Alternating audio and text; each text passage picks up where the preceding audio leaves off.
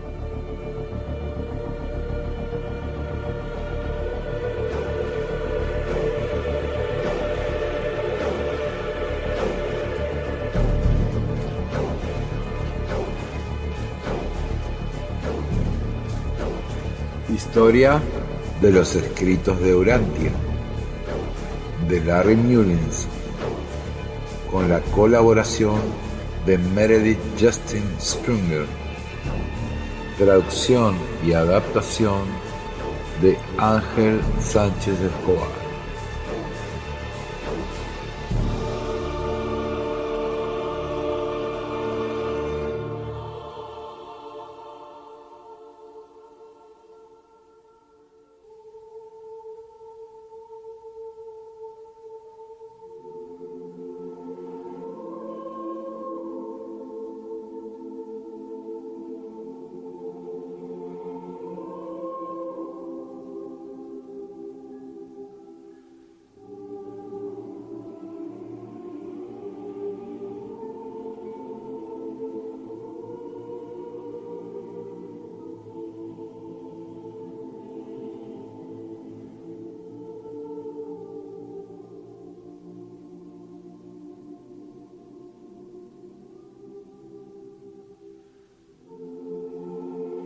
Capítulo 3.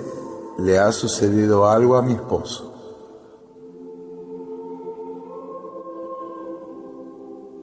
Un verano, entre 1906 y 1911, dos parejas protagonizaron un importante encuentro. Sabemos que una de ellas eran los doctores William Sadler y Lena Sadler, su esposa, pero no sabemos la identidad de la otra pareja. Lo que sucedió iba a alterar por completo las vidas de estas cuatro personas y tendría consecuencias que todavía, después de casi un siglo, no se comprenden del todo. Se ha especulado mucho sobre la fecha y las características de este encuentro. El año 1911 está documentado por dos referencias del apéndice Travesuras de la Mente. Sadler afirma que inició este caso entre comillas, el verano de 1911 y que en el momento de publicarse este libro, 1929, ya llevaba, entre comillas, 18 años de estudio de este caso, es decir, 1911. Algunos investigadores creen que esto es un error de imprenta y mantienen que Sadler conoció al llamado sujeto dormido algunos años antes, en 1906, pero parece poco probable que haya dos errores de imprenta. Otros investigadores creen que este encuentro tuvo lugar en 1908. Se basan en el hecho de que los Sadler, mientras esperaban que estuviese lista su nueva residencia, vivieron temporalmente en un piso de La Grange, Illinois, durante el verano de ese año.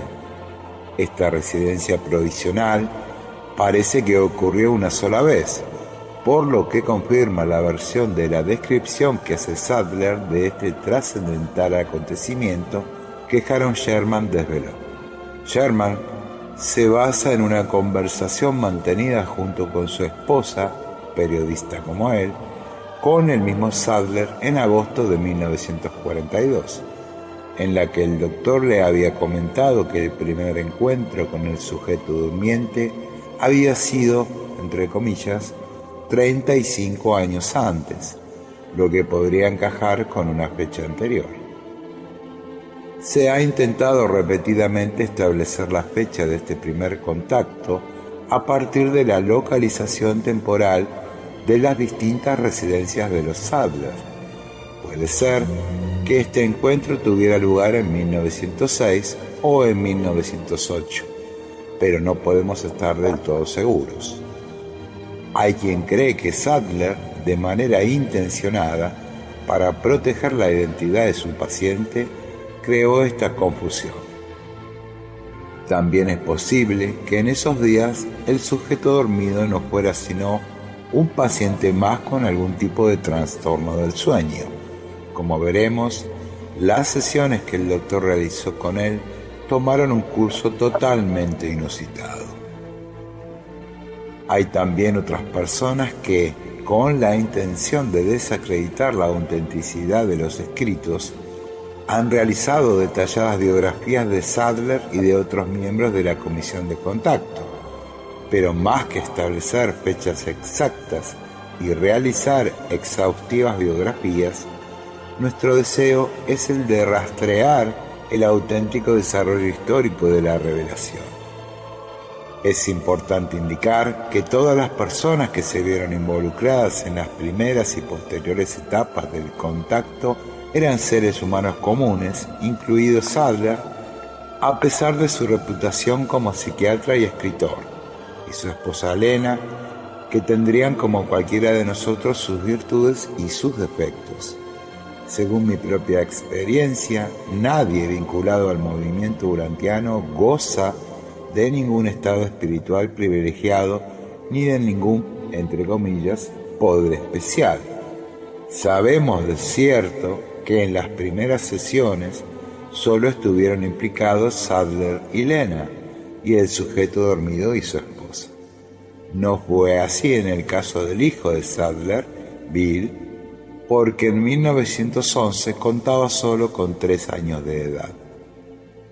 En el apéndice mencionado de Travesuras de la Mente, Sadler indica que para 1929 ya había realizado unas 250 sesiones con el sujeto dormido.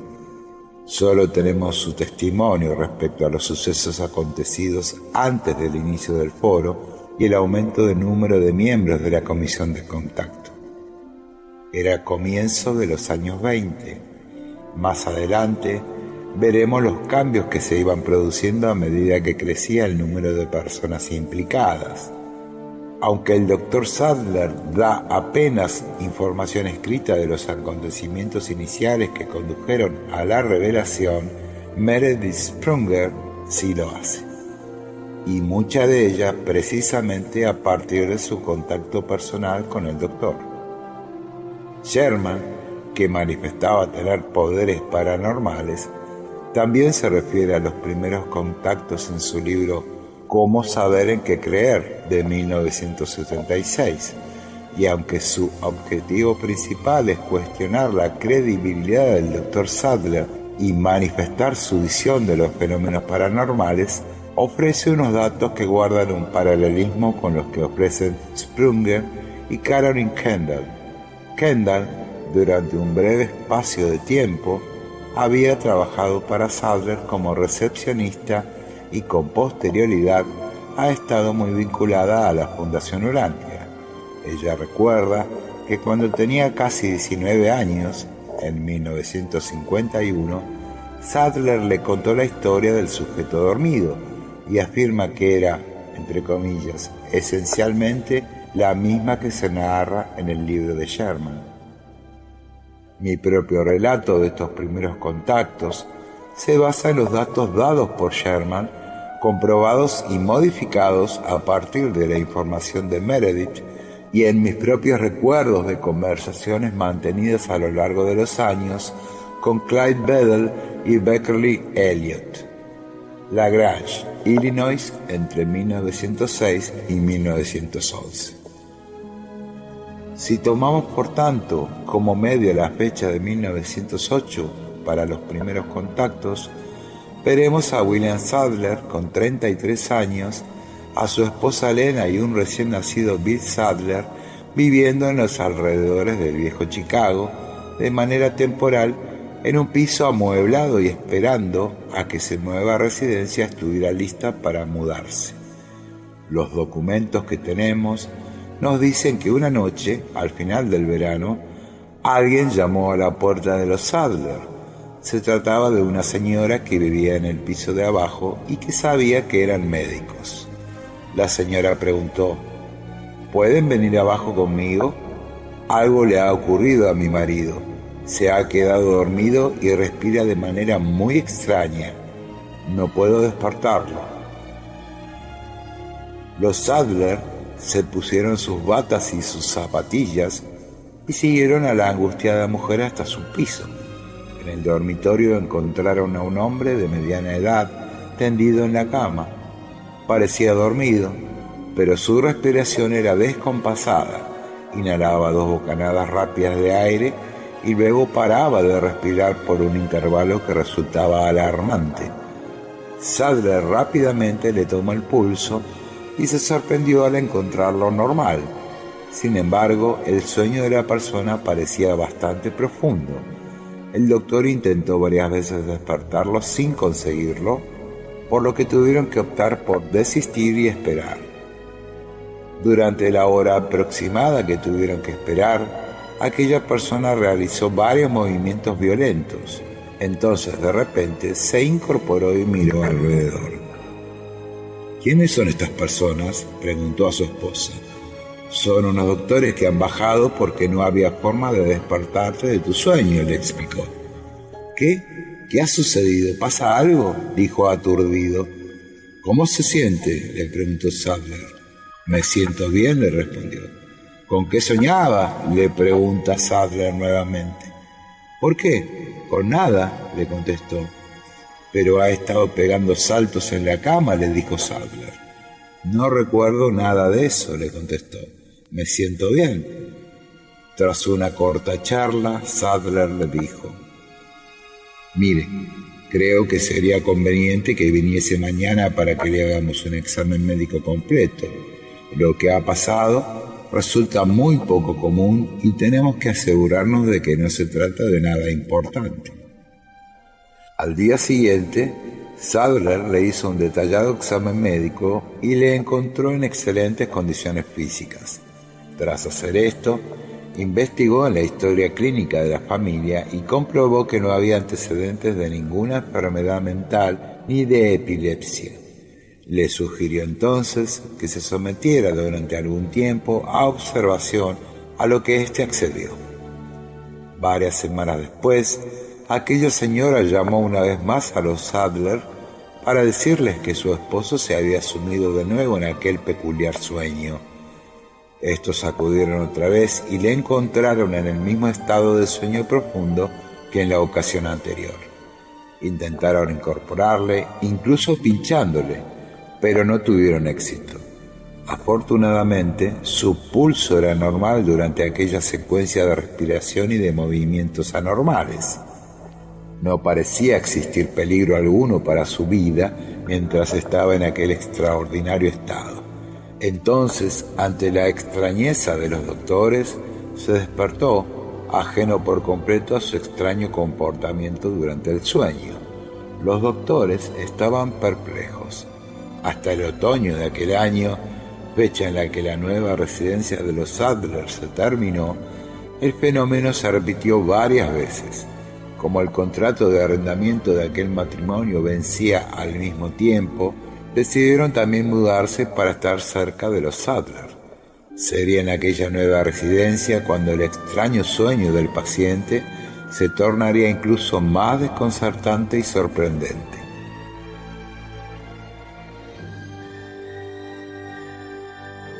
El primer contacto. Efectivamente, los Sadler tuvieron que acudir pronto a la nueva vivienda del paciente y, como ya era costumbre, se sentaron al lado de su cama, observando y esperando a que se despertara.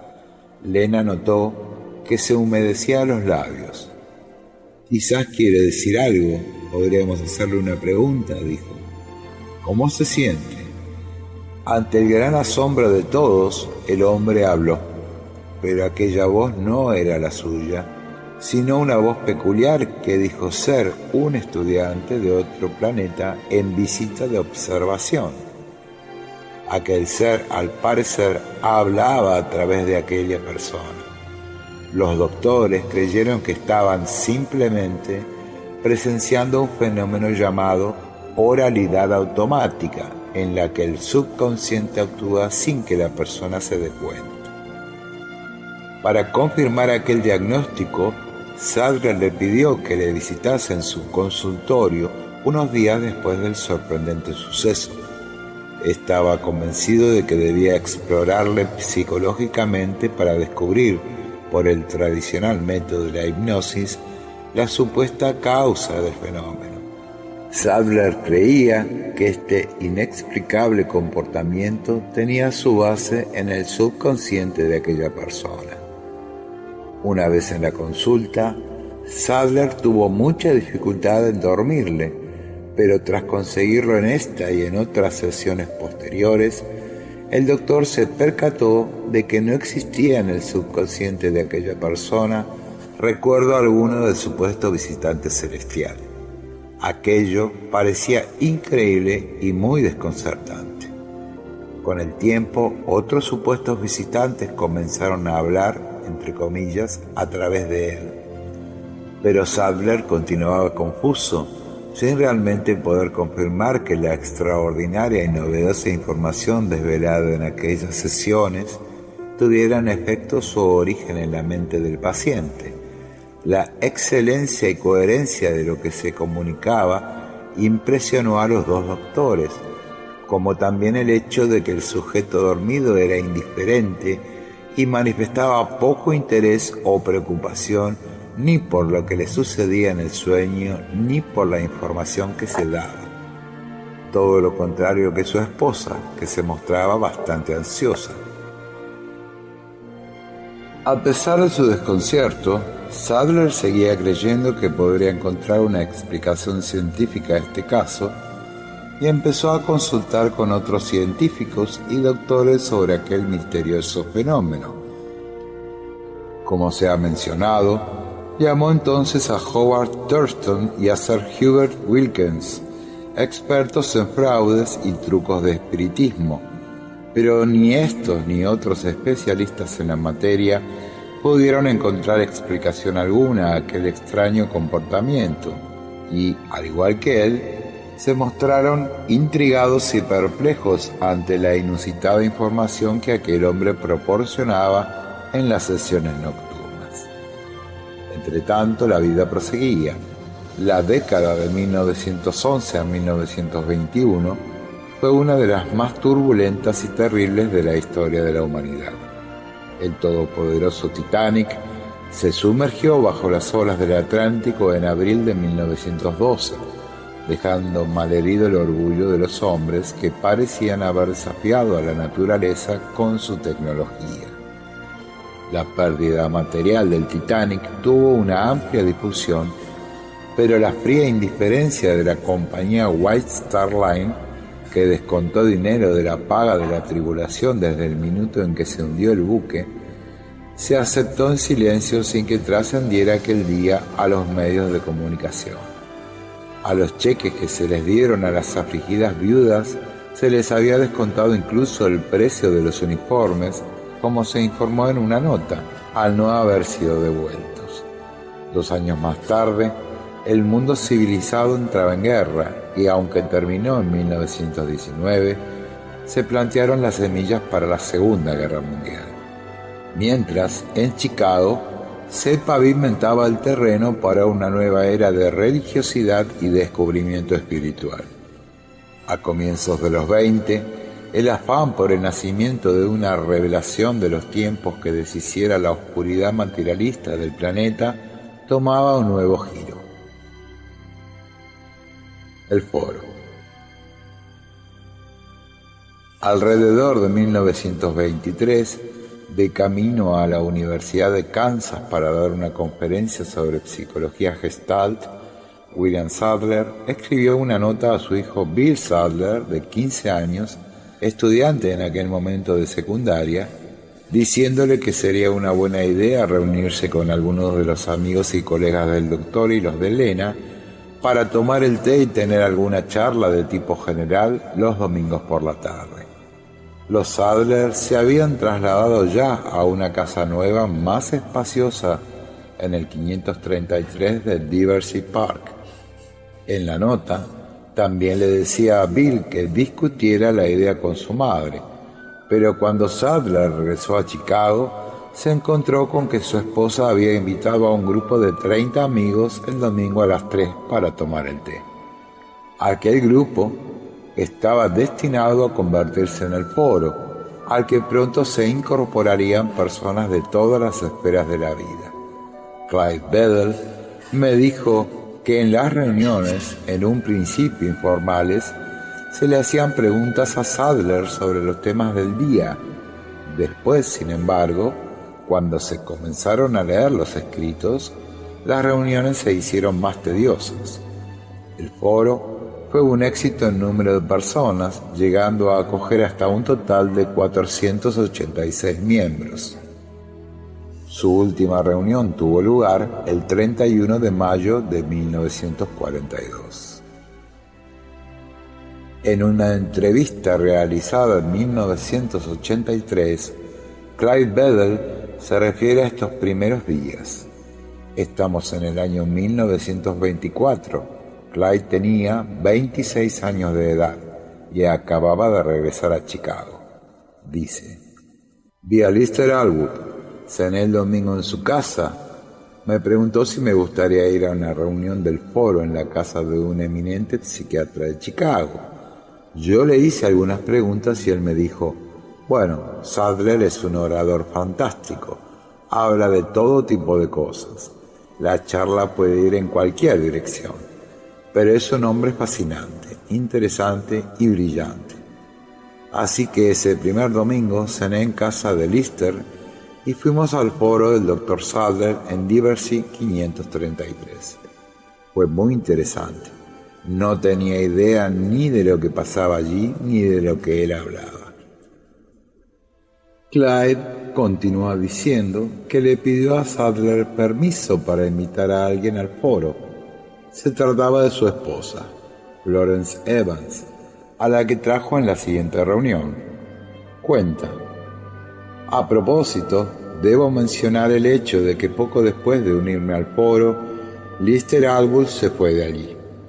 Había bastante movimiento de personas. No existía límite para lo que se podía discutir. Creo que un buen número de las personas que se unieron al foro en los primeros años tuvieron la impresión, años más tarde, de que habían sido las circunstancias las que le habían empujado a ello. Si ese era el caso, lo que ocurrió antes de que los escritos empezaran a llegar no tenía mayor importancia. Es extraño, pero no recuerdas muchas de las cosas que crees deberías poder recordar. ¿En qué año comenzaron a llegar los escritos? No lo sé. Si hubiésemos sabido que aquello era una revelación de los tiempos, habríamos llevado un diario. A medida que en el foro se comenzaban a discutir distintos temas, Sadler continuaba con su afán por descubrir el origen de aquellas desconcertantes manifestaciones nocturnas del sujeto dormido. Él y su esposa habían comenzado a preparar preguntas diferentes sobre el universo para formulárselas en cuanto se presentara la ocasión. El doctor, de forma privada, desarrolló una especie de cuestionario con 52 preguntas especialmente difíciles, las cuales memorizó. A Sadler se le conocía por su increíble memoria fotográfica, para ver si los visitantes, entre comillas, podían adivinarlas. De acuerdo con Sprunger, Sadler no creía en la telepatía. Poco después, en una de las sesiones nocturnas con el sujeto, Sadler y Lena se toparon con un ser particularmente electrizante, entre comillas. que afirmaba ser de un remoto planeta. Este ser le suscitó un gran interés por sus comentarios. Cuando estaban a punto de irse, Sadler lo desafió diciéndole: «¿Cómo puedes probar que eres quien dices ser?». Este le respondió: «No puedo probarlo, pero tú no puedes probar lo contrario». El ser entonces dejó atónitos a ambos doctores diciendo: «Sin embargo, acabo de recibir permiso para contestarte a 46 de las 52 preguntas que tienes en la mente». Lena dijo sorprendida: «Pero, ¿por qué, Will? Tú no tienes esas preguntas, ¿no es verdad?». Sadler se vio obligado a admitir: «Sí las tengo, Lena, y su número exacto es 52». Aquel increíble ser, tal como había prometido, comenzó entonces a dar respuestas a aquellas 46 preguntas. Entonces hizo una advertencia y dijo: «Si supieran con quién están en contacto, no me harían preguntas tan triviales, sino preguntas cuyas respuestas fueran de un valor supremo para la raza humana». La comisión de contacto. Tras esa afirmación, ocurrida probablemente con posterioridad a 1924, podemos tener una razonable certeza de que el grupo, que se llegaría a convertir en la comisión de contacto, se compondría del Dr. Sadler, que tendría entonces unos 48 años de edad, de su esposa, la doctora Lena, también de 48 años, de Annabel Kellogg, de 49 años, hermana de Lena, y de su marido, Wilfred Custer Kellogg, de 50. Emma Louise Christensen, de 36 años, sería igualmente parte de la comisión de contacto porque en diciembre de 1923 ya había sido adoptada por los Sadler. Bill Sadler no estuvo presente en la sesión descrita del ser electrizante, sino que se refiere a este hecho como sabiéndolo de oídas. Clyde Bedell menciona en su entrevista de 1983 que los Kellogg tenían una hija que muy raras veces asistía a las sesiones con la persona de contacto. Bedell recuerda vagamente a otro doctor que pudo haber asistido de forma esporádica esos primeros días. Mark Kuliek piensa que se trata del Dr. Meyer Salomon, neurólogo y profesor de la Facultad de Medicina de la Northwestern University, que escribió la introducción de Travesuras de la Mente. En esos momentos, la actitud de Bill Sadler hacia la revelación se explica bien en las palabras de su padre, el Dr. Sadler, escritas a comienzos de 1958. Y dice: «Cuando mi hijo vino de los Marines con permiso para leer los escritos de Urantia, la primera pregunta que me hizo fue: «Papá, ¿hay alguien sacando dinero de esto?». Yo le contesté: «No, hijo, todo lo contrario, hay un gran número de personas poniéndole dinero». Con el tiempo, Bill Sadler se convirtió en un delicado miembro de la comisión de contacto, un estudioso de los escritos y muy posiblemente el primer filósofo urantiano. Finalmente, la comisión de contacto que presenció la conclusión de los escritos tenía 6 miembros: William y Lena Sadler, Wilfred y Anna Bell Kellogg, Emma Christensen o Christie y Bill Sadler. Sin embargo, Lena Sadler no vivió lo suficiente para ver el libro publicado porque murió en 1939. Fueran quienes fueran los que estuvieran presentes en el momento en que el visitante celestial realizó tan drástica afirmación, aquello parecía tomarse como un reto y como una reprimenda. Se cuenta que aquella tarde William Sadler dijo: «Ellos lo han querido, hagámosle preguntas que ningún humano pueda contestar». Se había establecido el escenario. Muy pronto, en una de las reuniones del foro, una pregunta hecha por casualidad por uno de sus miembros a Will Sadler desencadenaría una serie de nuevos acontecimientos que cambiaría el tono casual e informal del té de los domingos. El foro estaba a punto de encontrarse con el destino.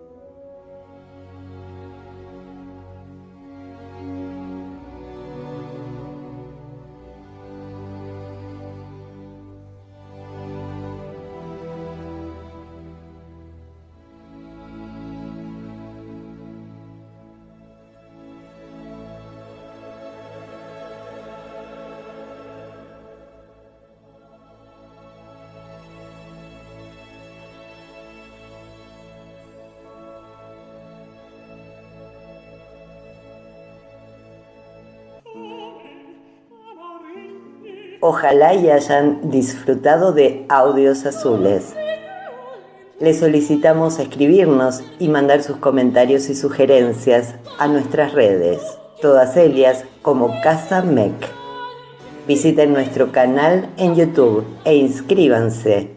Asimismo, si gustan, pueden agregarse a nuestro grupo de WhatsApp en nuestra página www.casamec.com. Ahí podrán recibir cupones y regalos a partir de las bases en los diferentes programas. Les agradecemos y los esperamos en la próxima emisión.